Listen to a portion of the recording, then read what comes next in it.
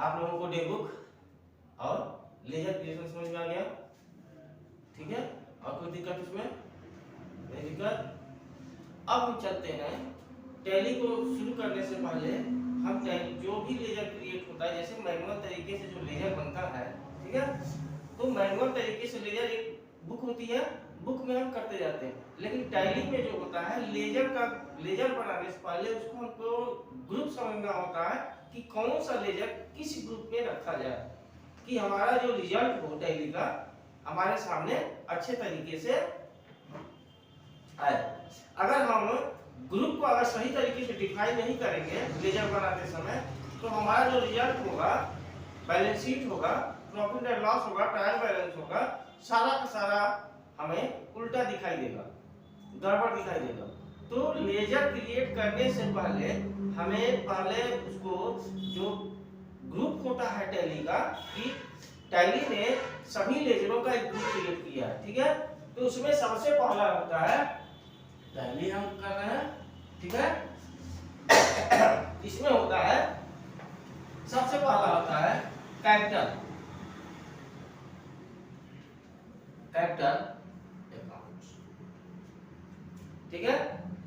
क्या होता है ग्रुप में सबसे पहले होता है कैपिटल अकाउंट, ठीक है।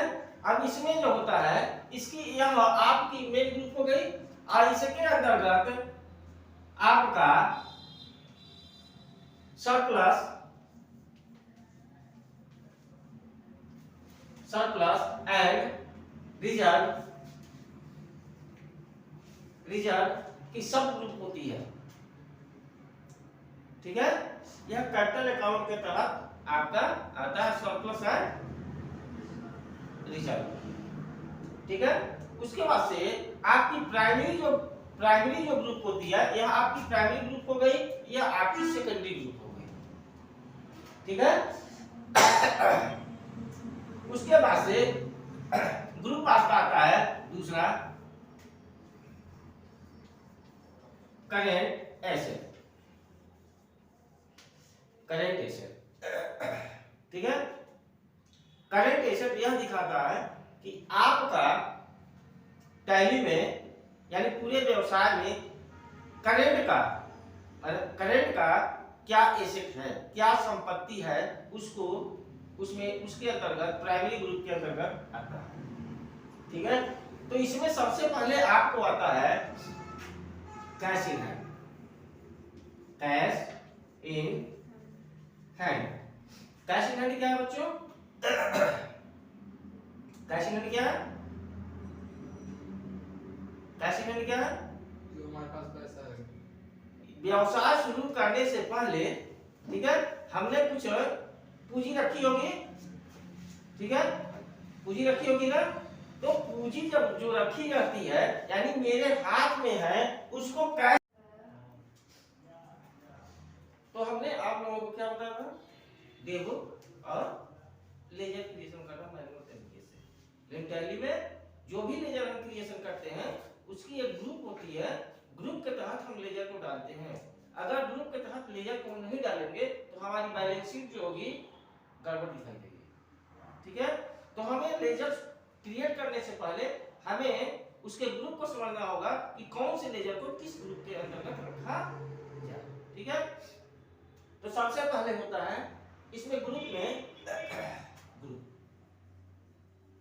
में होता है कैपिटल अकाउंट। कैपिटल अकाउंट हमारी प्राइमरी ग्रुप है और इसकी एक सेकेंडरी ग्रुप होती है सरप्लस एंड रिजर्व, ठीक है। अब उसके बाद से आता है current accounts, current assets. Current assets का मतलब हो गया, एसेट्स मींस होता है संपत्ति, यानी हमारे पास वर्तमान समय में कितनी संपत्ति है वो सारे हमारे करेंट एसेट के अंतर्गत आते हैं। जिसमें से पहला जो सब ग्रुप है वह है कैश इन हैंड। व्यवसाय शुरू करने से पहले हम एक पूंजी को निर्धारित करते हैं कि हम अपनी कितनी पूंजी इस व्यवसाय में लगा रहे हैं, ठीक है, कितनी पूंजी हम इस व्यवसाय में लगा रहे हैं उसको हम कैश इन हैंड के तहत रखते हैं। उसके बाद से होता है बैंक अकाउंट्स। सब ग्रुप में आपका सब ये तो प्राइमरी ग्रुप हो गया। और सब ग्रुप में आ गया आपका बैंक अकाउंट, यानी आपके बैंक अकाउंट में कितनी संपत्ति है, कितने पैसे हैं, वो सारे के सारे करेंट एसेट्स में आते हैं। यानी बैंक में जो पैसा है किसका है, बैंक का है नहीं ना, आपका है ना। तो जब आपके बैंक अकाउंट में जो भी पैसा होगा, यानी बैंक को किसी भी प्रकार का जब हम लेजर बनाएंगे बैंक का, चाहे एसबीआई का हो, चाहे पीएनबी का हो, चाहे इलाहाबाद बैंक का हो, चाहे एचडीएफसी बैंक का हो, किसी भी बैंक का अगर हम लेजर क्रिएट करते हैं तो उसके अंडर में जब हम लेजर क्रिएट करेंगे तो उस समय यहाँ पे इस प्रकार का लेजर क्रिएशन का मैसेज आपके सामने आएगा। ठीक है, विंडो खुलेगा लेजर का, ठीक है, नेम पूछेगा, नेम किसका नेम डालना है भाई, किस बैंक का, तो एसबीआई बैंक का हमारा खाता है एसबीआई बैंक में, तो एसबीआई बैंक हम ब्रांच डाल देंगे। उसके बाद से नीचे पूछेगा अंडर, ठीक है, जब अंडर पूछेगा तो अंडर में वहां पे हम क्या डालेंगे, बैंक अकाउंट डालेंगे। यानी जब बैंक अकाउंट में हम डाल देंगे तब वह उसमें जो पैसा होगा हमारा क्या होगा, करेंट एसेट होगा। ठीक है, तो यहां पे क्या डालेंगे, बैंक अकाउंट। वन लिखा सेविंग अकाउंट को, यानी जो बचत खाता आपका होता है उसका अगर हम लेजर क्रिएट करते हैं, व्यवसाय कर रहे हैं तो बैंक में खाता होता ही होगा, तो उसका जब बैंक का हम लेजर क्रिएट करेंगे तो अंडर में हम बैंक अकाउंट डालेंगे और यह जो होगा बैंक जो होगा करेंट एसेट के तहत आपके बीच में आएगा। ठीक है, उसके बाद से आता है डिपॉजिट।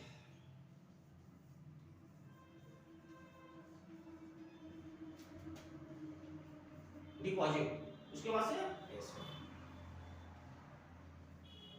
ऐसे, ठीक है, यह क्या है, ये क्या चीज है बच्चों,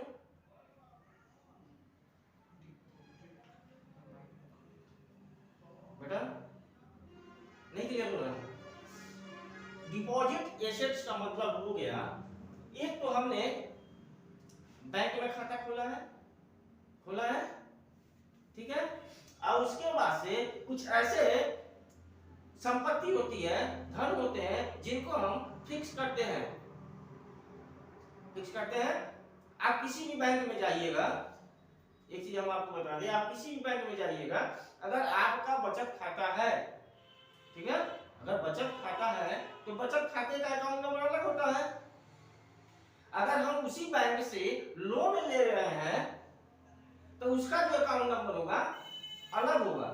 ठीक है, और उसी बैंक में अगर हम एक मुश्त पैसे को जमा करते हैं एफडी के रूप में, ठीक है, तो उसका अकाउंट नंबर अलग होता है। तो अगर इस प्रकार से अगर हम किसी प्रकार की पूंजी को अगर हम बैंक में जमा करते हैं, फिक्स करते हैं व्यवसाय के तहत, तो वह किस में आएगा, डिपॉजिट एसेट्स में आपके आएगा। यानी इस प्रकार का कोई भी अगर ट्रांजैक्शन आप करते हैं तो लेजर क्रिएट करेंगे और उसको हम किसके तहत रखेंगे, डिपॉजिट एसेट्स के तहत रखेंगे, तो वह मेरा करेंट एसेट्स होगा। ठीक है, क्लियर। उसके बाद से चौथा आपका करेंट एसेट के तहत ही आपका चौथा आपका क्या आएगा, loan and advance. Loan and advance, ठीक है, यह क्या है बच्चों, लोन एंड एडवांस क्या है, बैंक से अगर हम लोन ले रहे हैं, ठीक है, या एडवांस ले रहे हैं, ठीक है, किसी पर्सन से अगर हम पैसे को, व्यापार को बढ़ाने के लिए हम लोन और एडवांस कब लेते हैं, जब पैसे की जरूरत होती है, यानी अपना व्यवसाय को क्या करने के लिए, इम्प्रूव करने के लिए, बढ़ाने के लिए, जब पैसे क्या करते हैं हम, जब हम अपने व्यापार को बढ़ाएंगे तो हमें पैसे की रिक्वायरमेंट होगी। ठीक है, तो या तो हम बैंक से लोन लेंगे या किसी अपने सगे संबंधी से पैसे लेंगे। इस प्रकार का अगर हम लोन लेते हैं या एडवांस लेते हैं, बैंक से भी एडवांस लोन ही समझो, ठीक है, तो वह जो लेजर क्रिएट होगा लोन एंड एडवांस के तहत हम उसकी लेजर को क्या करेंगे, गिनती लेंगे। ठीक है।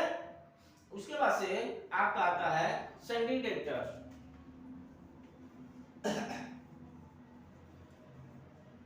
Sandy debtor, Sandy debtor, Sandy debtors क्या होता है बच्चों? यह हमारी सब कैटेगरी है, सब ग्रुप है। आपका एक प्राइमरी ग्रुप हो गया capital accounts, second current assets, current assets के तहत आपका कैश इन हैंड हो गया, बैंक अकाउंट हो गया, डिपॉजिट एंड एसेट्स हो गया, लोन एंड एडवांस हो गया, and Sandy debtor. Sandy debtors क्या होता है? क्या होता है बच्चों? नहीं clear? Sandy debtors, Sandy debtors वह होता है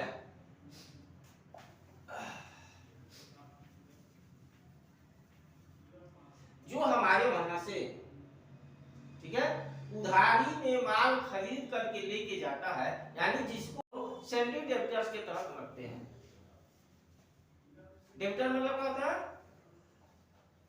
क्रेडिट एंड डेबिट आप लोगों को पता है। क्रेडिट कौन होता है, सीआर कौन होता है, डीआर कौन होता है? अब यहाँ पे आप सीधे सीधे समझिए, सैंडी डेप्टर्स का मतलब यह होता है कि आप जिसको भी उधार में माल बेचते हैं क्रेडिट में,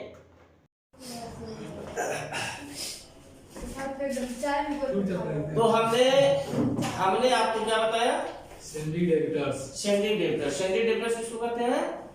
कि जो हम जिन व्यापारियों को हम माल उधार लेके जाता है उनके लेजर को हम सैंडी डेप्टर्स के तहत रखते हैं। कहने का मतलब यह होगा कि जितने भी व्यापारी हमारे हैं, ठीक है, जितने भी व्यापारी हमारे हैं वो उधार माल लेके जाते हैं, और उनके पास जो भी पैसा होगा वह किसका है? मेरा पैसा है, यानी वह मेरा करेंट एसेट्स है, उसको हम कभी भी उसको क्या कर सकते हैं, ले सकते हैं। ठीक है। अब उसके बाद से आपका आता है स्टॉक इन हैंड। छोगा क्या है? Stock in hand. बेटा स्टॉक इन हैंड क्या है? जितना हमारे पास मतलब माल बचा हुआ है गुड, प्रेजेंट टाइम में जो भी आपके शॉप में से गोदाम में, ठीक है, ठीक है, सामान बचा हुआ है, उसको हम क्या कहते हैं? वो हमारी पूंजी है ना, हमारी पूंजी है ना, चाहे मटेरियल्स के रूप में रहे चाहे कैश के रूप में रहे, वो मेरी पूंजी है। ठीक है। तो इसका जो भी कैश इन हैंड हमारा होता है वह हमारा करेंट एसेट्स होता है। ठीक है। उसके बाद से आपका आ जाता है प्राइमरी ग्रुप में, थर्ड में फिक्स्ड एसेट्स। ठीक है। हाँ ठीक है। क्या आ जाता है? Fixed assets. फिक्स्ड एसेट्स क्या है? जिसको हम अचल संपत्ति कहते हैं। क्या कहते हैं? अचल संपत्ति कहते हैं। ठीक है। अचल संपत्ति क्या होता है? एग्जाम्पल जैसे जैसे फिक्स्ड एसेट्स उसे कहते हैं जो हम उसको आसानी से यानी हटा ना पाए। जैसे मेरा लैंड हो गया, जमीन हो गया, मकान हो गया, फर्नीचर हो गया, कंप्यूटर हो गया, ये सारे जितने भी हम अगर व्यवसाय किए हैं, व्यवसाय से हमने अर्जित किया है, तो आपका फिक्स्ड एसेट्स में आएगा। अगर इस प्रकार का कोई भी अगर हम ट्रांजेक्शन करते हैं, जमीन लेते हैं, मकान बनवाते हैं, उसकी लागत हुई ना, तो उसको हम फिक्स्ड एसेट्स के तहत रखते हैं। ठीक है। यह केवल प्राइमरी ग्रुप है। उसके बाद से आ जाता है current liability.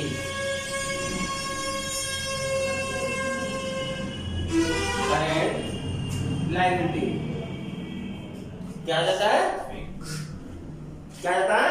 Current liability. Current liability क्या है? जिस प्रकार से हमारा करंट एसेट्स होता है उसी प्रकार से हमारी करंट लायबिलिटीज होती है। लायबिलिटी में मतलब होता है जिम्मेदारी।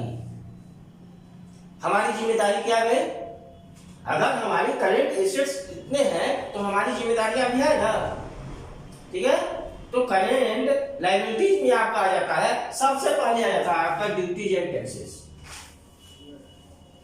ड्यूटीज एंड टैक्सेस, ठीक है। करंट लायबिलिटी होता क्या है? करंट लायबिलिटी वह होता है कि हमारी जिम्मेदारी क्या होता है? क्या? जिम्मेदारी यानी व्यवसाय करते समय जो भी हम माल परचेज किए हैं या फिर व्यवसाय किए हैं तो उस पे सरकार का कर होता है, टैक्स होता है, वह देना हमारी जिम्मेदारी है, ठीक है। जिससे हमने सामान परचेज कर करके लाया है वह मेरा क्या होगा? करंट लायबिलिटी होगा। बेटा ऐसा तो है नहीं कि हमने सामान परचेज कर लिया, पैसा आ गया और उसको हमने पैसे में नहीं दिए।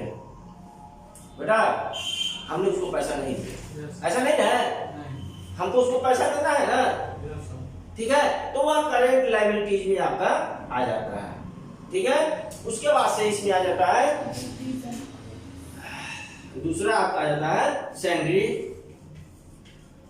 Debtors, सैंडरी creditors. नहीं सर, तीसरा हाँ हम बता रहे हैं करंट लायबिलिटी में आपका, ठीक है। करंट लायबिलिटी में बेटा यहाँ सब हम बता रहे हैं उसको, करंट लायबिलिटीज में आपका ड्यूटी एंड टैक्सेस हो गया, यानी जो सरकार का कर होता है उसको देना हमारी जिम्मेदारी है। जो इस प्रकार की जिम्मेदारी निर्वहन नहीं करता है उसको क्या होता है? टैक्सेस विभाग जो होते हैं, जीएसटी विभाग जो है उनके ऊपर छापेमारी करती है और वह पैसा जमा कराने के लिए उनको पे प्रेशर डालती है। अगर समय से वह ड्यूटीज एंड टैक्सेस जमा करते हैं तो सही है, नहीं जमा करते हैं तो जो भी अमाउंट ड्यूटी एंड टैक्सेस में आपका आता है उसके बाद भी वह उनसे पेनाल्टी लेती है, सजा देती है कि आपने व्यवसाय किया है तो सरकार का जो कर होता है आपकी देना जिम्मेदारी है, आपकी सबसे बड़ी लायबिलिटीज है। उसके बाद से सैंडरी क्रेडिटर्स हो गया आपका। सैंडरी क्रेडिटर्स वह होता है उस लेजर को हम रखते हैं जहां से हम माल खरीदते हैं, ठीक है।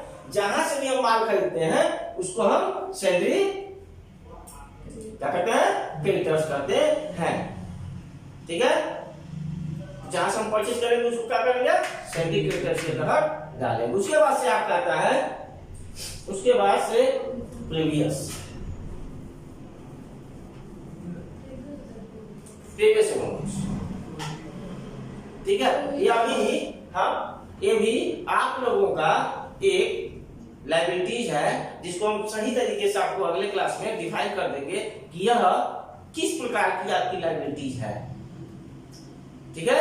अगली क्लास में आप लोगों को डिफाइन कर देंगे यह आपकी किस प्रकार की लायबिलिटी है। अब हमारा प्राइमरी ग्रुप कितना हो गया? कैपिटल अकाउंट, इसके बाद आपका सरप्लस है, रिजर्व हो गया, current assets, cash in hand, bank account, deposit assets, loan and advance, sundry creditors, stock in hand. यह मेरा क्या हो गया? Current asset. हमारी करंट लायबिलिटी क्या हो गई? Duties and taxes, sundry creditors and previous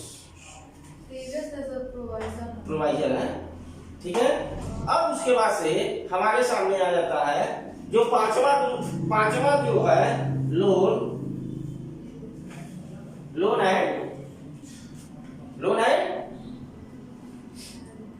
है लायबिलिटी।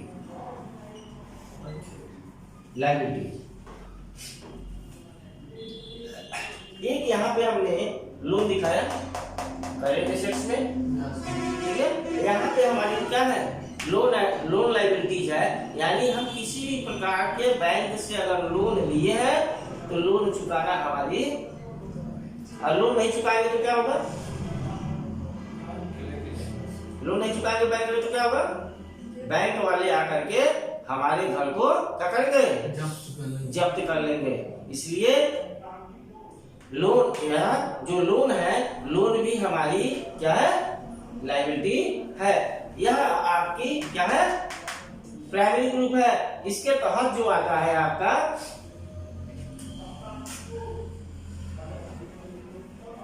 बैंक ओवरड्राफ्ट, ठीक है। बैंक ओवरड्राफ्ट क्या होता है, बैंक ओवरड्राफ्ट का भी अगर अकाउंट बैंक के माध्यम से हम अपने व्यवसाय पर लिए हुए हैं, ठीक है, तो उस प्रकार के पैसे को भी लोन के तहत हम रखेंगे, ठीक है। यानी इसमें लोन में वह आ जाएगा अगर हम बैंक से ओवरड्राफ्ट का केसेस लिए हैं तब, ठीक है। उसके बाद से आप कहता है अब इसके तहत जो होता है ओवरड्राफ्ट के तहत भी आपका सीसीएल आ जाता है, सीसीएल अकाउंट। सीसीएल अकाउंट क्या होता है बच्चों, उसको ओवरड्राफ्ट भी कर सकते हैं, सीसीएल अकाउंट भी कर सकते हैं। सीसीएल क्या होता है, कैश क्रेडिट लिमिट होता है। क्या होता है, कैश क्रेडिट लिमिट होता है, जो बैंक आपके व्यवसाय को और आपके बिहेव को देख करके बैंक उसको देती है, ठीक है। कैसे देती है, नहीं समझ में आया, नहीं समझ में आया। सीसीएल वह चीज होता है, आपका व्यवसाय बहुत बढ़िया चल रहा है, ठीक है, ठीक है, तो बैंक को अपना आय भी करने के लिए होता है ना। ऐसा नहीं है कि बैंक में केवल पैसे में बांटा जाता है या पैसे जमा किया जाता है, बैंक को लाभ होता है ना। लाभ करने के लिए वो अपने पैसे को क्या करती है, कर्ज देती है, किस पे, इंटरेस्ट पे, ठीक है। तो एक होता है कि अगर फिक्स है कि हम बैंक से लोन लिए हैं, तो एक होता है कि आपको इतने महीने में, इतने साल में या लोन हम अमाउंट दे रहे हैं, उस अमाउंट पे इतना इंटरेस्ट है आपको देना, ठीक है। एक लोन यह होगा। दूसरा लोन यह होता है जिसको हम सीसीएल कहते हैं, सीसीएल कहते हैं, ठीक है। वह होता है कि जितने दिन तक जितने अमाउंट का आप निकासी वहां से करते हैं, लेते हैं बैंक से, ठीक है। सपोज करिए कि अपने बैंक से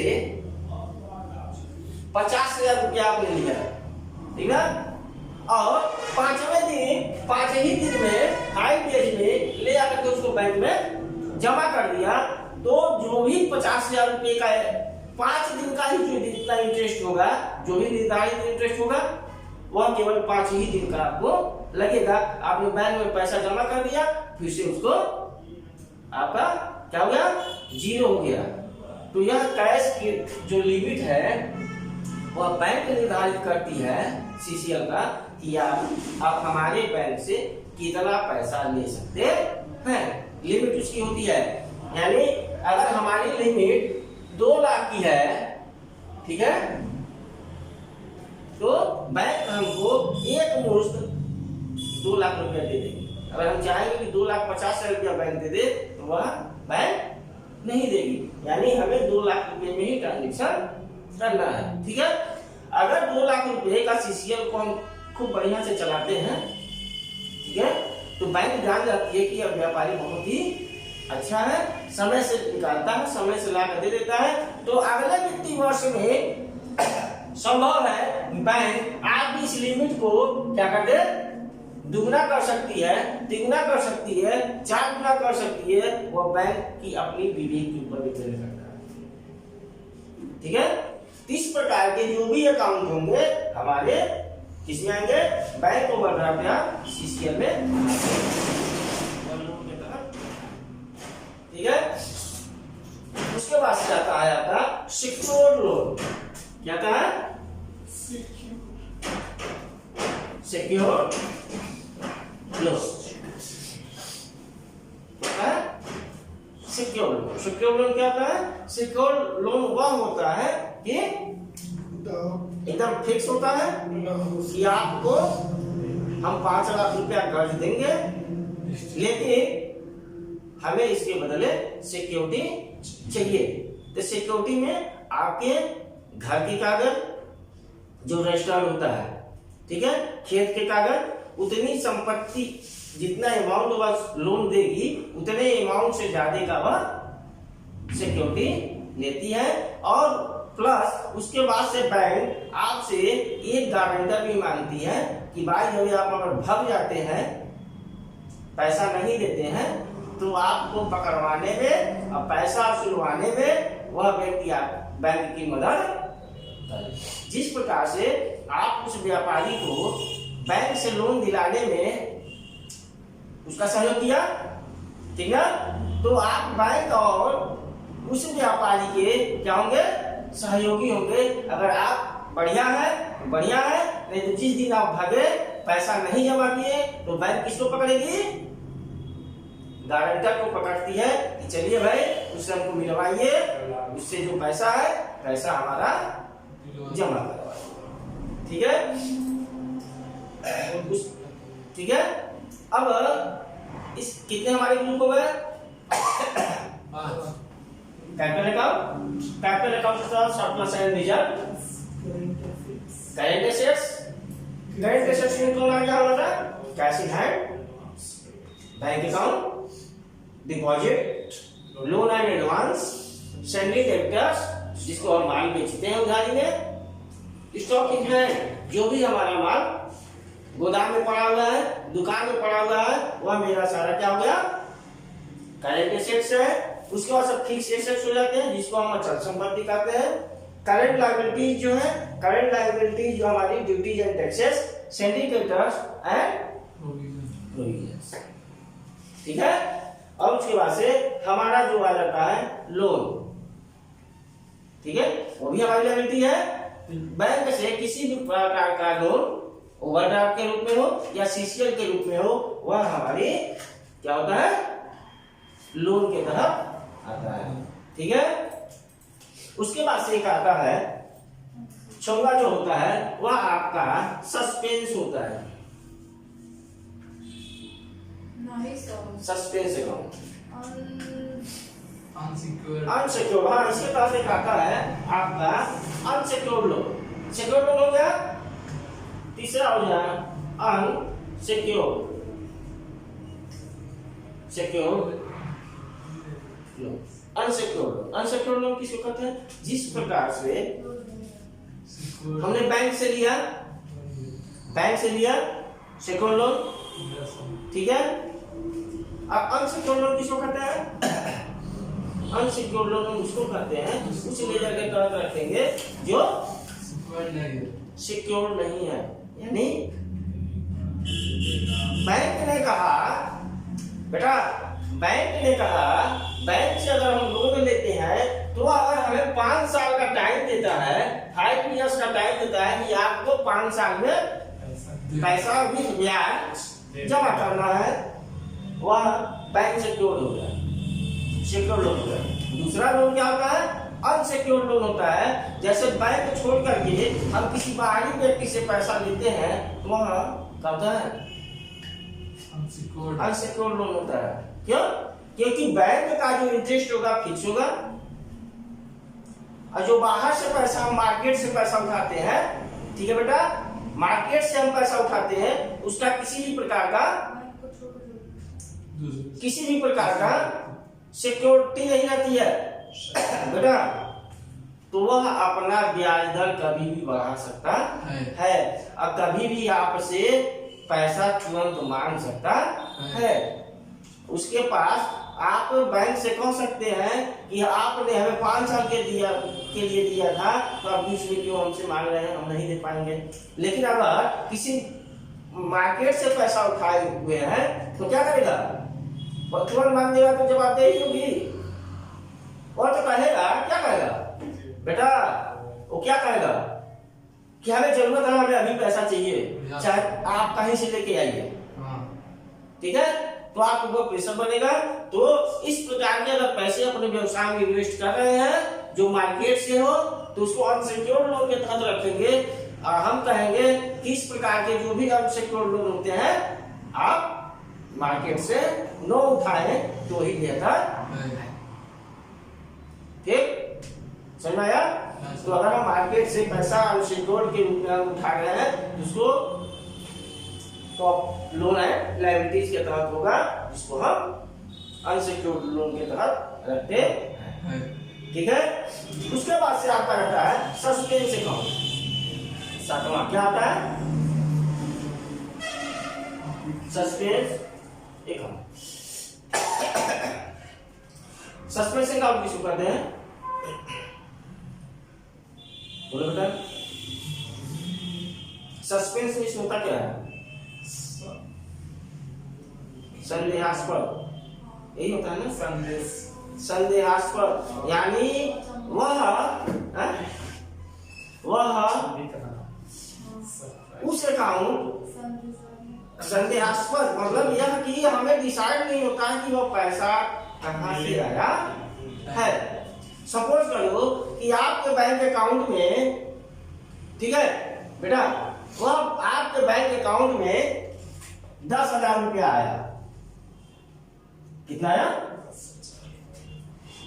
ठीक है। लेकिन किसी व्यापारी ने आपको फोन करके नहीं बताया कि वह मेरा पैसा है, हमने आपको 10,000 रुपया भेजा है। ठीक है। अब बैंक का जो ट्रांजैक्शन होगा उसमें भी नहीं, जो मैसेज आता है उसमें भी नहीं शो हो पाता है बेटा, उसमें भी नहीं शो हो पाता है कि क्या, कि वह पैसा किस पर्सन का है। तो इस प्रकार के अगर पैसे आते हैं जो संदेहास्पद है, सस्पेंस में है, तो उसको हम सस्पेंस अकाउंट के तहत रखते हैं। जब वह क्लियर हो जाता है, जब व्यापारी आते रहते हैं अपना हिसाब कराने के लिए, तो जब क्लियर होता है कि यह पैसा जो है इस व्यापारी का है, तो वहां से हम ट्रांसफर करके तुरंत उसके अकाउंट में डाल देते हैं। अगर सस्पेंस अकाउंट मेरे हर महीने में बेटा, अगर हर महीने में सस्पेंस अकाउंट, ठीक है, डूब हुआ है, तो एक साल में कितना हो जाएगा? एक महीने में कितना हो जाएगा? 4,000 जाएगा ना? तो मालूम नहीं होगा, लेकिन पैसा तो आया है ना। इसको इसीलिए हम सस्पेंस अकाउंट के तहत रखते हैं कि जब भी हमारा क्लियर हो तो वह पैसा वहां से हम उसको ट्रांसफर कर। ठीक है, समझ? तो और भी सारे ग्रुप हैं, और भी ग्रुप हैं जिसकी हम चर्चा कब करेंगे? कल करेंगे। ठीक है। इसमें से किसी को कोई डाउट? इसमें से किसी को कोई डाउट? इस ग्रुप को आप समझ लीजिए। ठीक है। कल के डेट में पूरे ग्रुप को समझ लीजिए। उसके बाद से हम आ जाएंगे सीधे कहाँ? कंपनी क्रिएशन, और आप लोगों का पूरा क्लियर होगा। और भी ग्रुप है इसमें, और भी ग्रुप है, सारे ग्रुप आपको हम बता देंगे। ठीक है।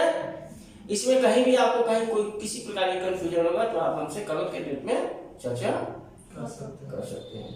ठीक है। तो मैं चंदन कुमार गुप्ता, चंदन गुरु चैनल के माध्यम से आप लोगों को टैली प्राइम के तहत ग्रुप क्रिएशन, मैनुअल तरीके से ग्रुप क्रिएशन बताया आप लोगों को। आप लोग पूरा देखिए। अगर ग्रुप डिस्कशन में अगर किसी प्रकार का आपको संशय लग रहा है, नहीं समझ में आ रहा है, तो आप हमसे निसंकोच इससे पूछ सकते हैं। आप कमेंट बॉक्स में उसको कमेंट में लिख देंगे। हम अगली क्लास में वह सारी चीजें आप लोगों को हम डिफाइन करके बता देंगे। धन्यवाद।